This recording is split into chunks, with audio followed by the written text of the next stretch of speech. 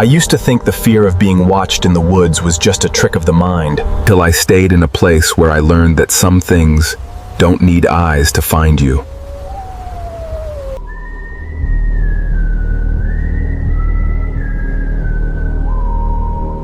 A few years ago, I rented a cabin deep in a mountainous forest. The air was cold enough to sting, and the silence wasn't peaceful. It felt wrong. The first night was quiet, but the next morning, during a jog, the atmosphere shifted. I didn't hear anything, but I felt a creeping certainty that I wasn't alone. I noticed fresh footprints in the dirt. They weren't mine. They were deep and heavy, stopping right at my front door. Hey!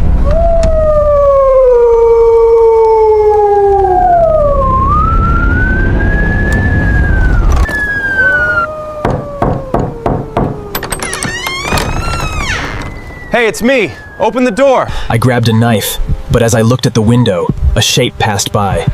It was too tall, too thin, and it moved wrong.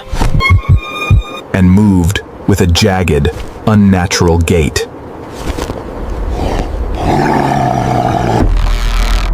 Let me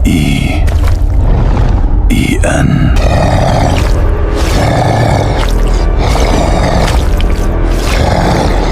I backed away, but then I looked down at the floor. Muddy footprints were appearing on the rug, leading from the door toward the bedroom, as if an invisible person was walking right past me. I followed the prints, my heart hammering against my ribs. The bedroom door creaked open.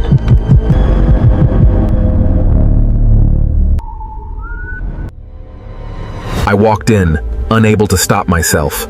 A figure stood in the corner. When it stepped into the moonlight, I saw my own face.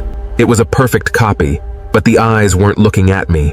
They were looking through me, as if I were the shadow. Than any human You could. took too long. The cabin was found 3 days later. The door was wide open, but there was no sign of a struggle and no body. Just a voice recorder on the floor.